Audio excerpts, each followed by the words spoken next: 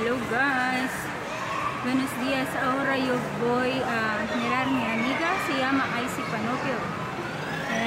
Ella vive en Viña. Ahora voy para mirar a Icy. Nos vemos. Muchas gracias. Hola, buenas tardes. Yo volví. Ahora estoy en Centro Quilpue. Yo encontré a mi amiga Filipina. Ella es una profesora de inglés. So, sorry guys, here is Icy Panopio. Hola, My ¿cómo friends están? from Santiago, but she moved to Viña del Mar. Ahora estoy aquí en Viña del Mar. Es súper cerca con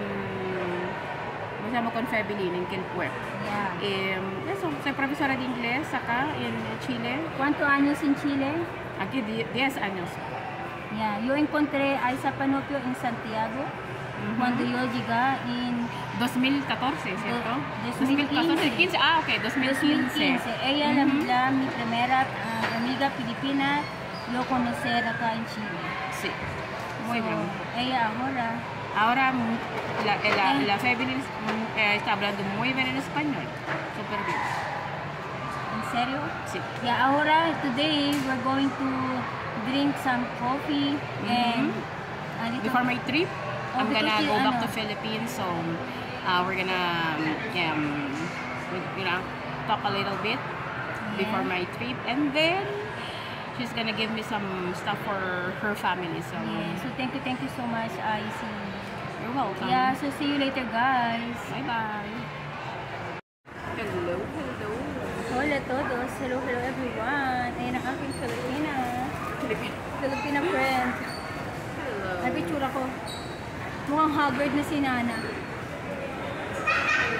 Hello, So papasok. now we're gonna buy something for our food for 1 week. So samahan niyo kami. Mag-grocery dito sa later point. Ang tawag sa sa US, ano siya parang anong tawag dito? Anong tawag sa US? Ano siya, Walmart. Dito sa Chile, Leader. Sa US. Sa US ay Walmart, pero dito sa Chile ay Leader. Okay. So ano din siya, Walmart din siya. See you later, See you later. guys.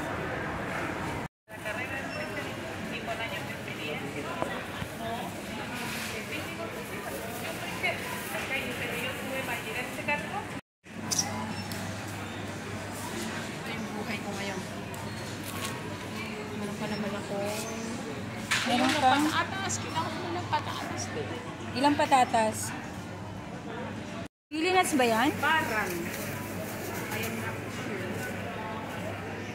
Ayan, bumibili siya ng patatas, guys. She's buying patatas. Ella compraste papas? Ano pang mga lang, mga kain?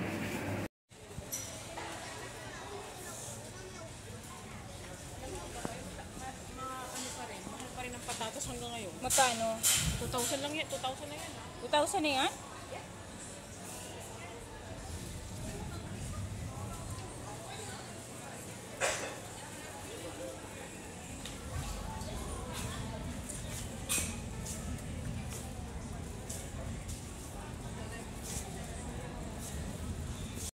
So, esa ahora ya compraste pollo, chicken, potato, orange, banana. That food is only for 1 week, for one person.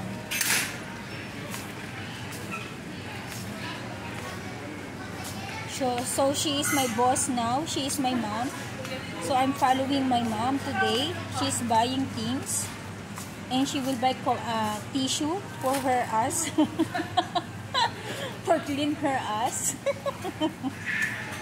So now I will need to follow my boss for today.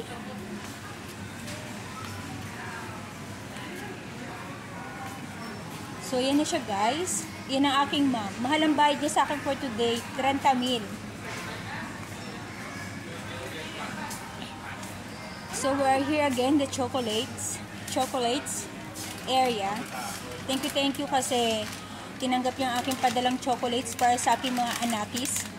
So May bayad din. So ayan na, hinihila ko yung to be your secretary, assistant secretary. Magbe-birthday ka doon? Yes. Kailan ang birthday mo? December 15? Yep. She's having her birthday on December 15 and she will celebrate in the Philippines. So, yan. Yan yung binili niya, Ma'am IC Panopio. Bumili siya ng pabango para sa kanyang kwarto.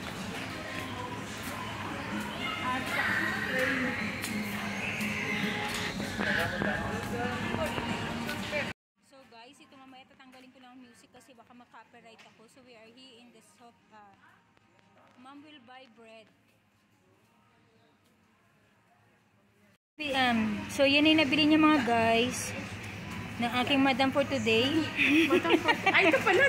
Scoots. Hindi naman siya dyan ng parang kroketa o pang hamburger guys. So guys, ayan na yung kanya na pamili guys. For 1 week yan guys. Yan ang kanyang budget for 1 week sa kanyang food, sa kanyang room. So see you later guys. She's going to pay now. So ayan na guys, ang pinamili ni Ma'am IC. Ma'am IC. Ano ba naman yan? Ayan na, ililigpit na niya ang kanyang mga pinamili guys. So wait guys para matulungan natin siya. Wala akong pinapay.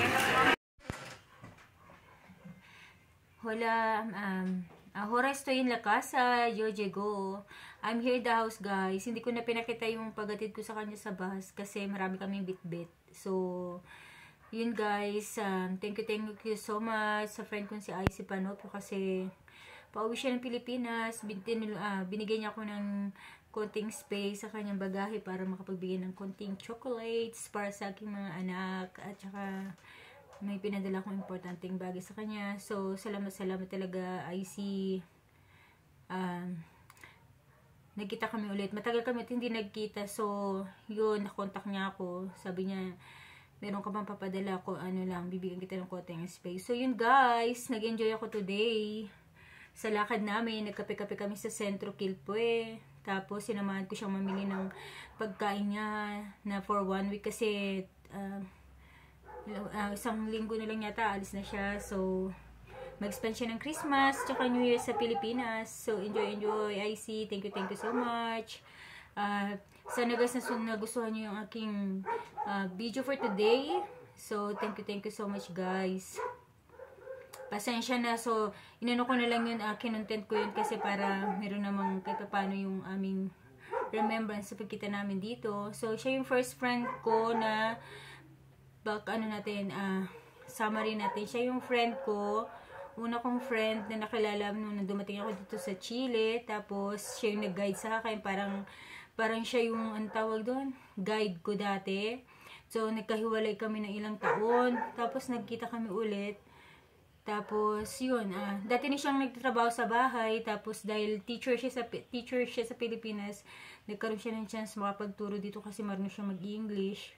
So, nag-iano na siya ngayon. Ang work niya dito sa Chile ay nagtuturo siya sa isang eskwelahan dito ng mga bata. So, English teacher siya.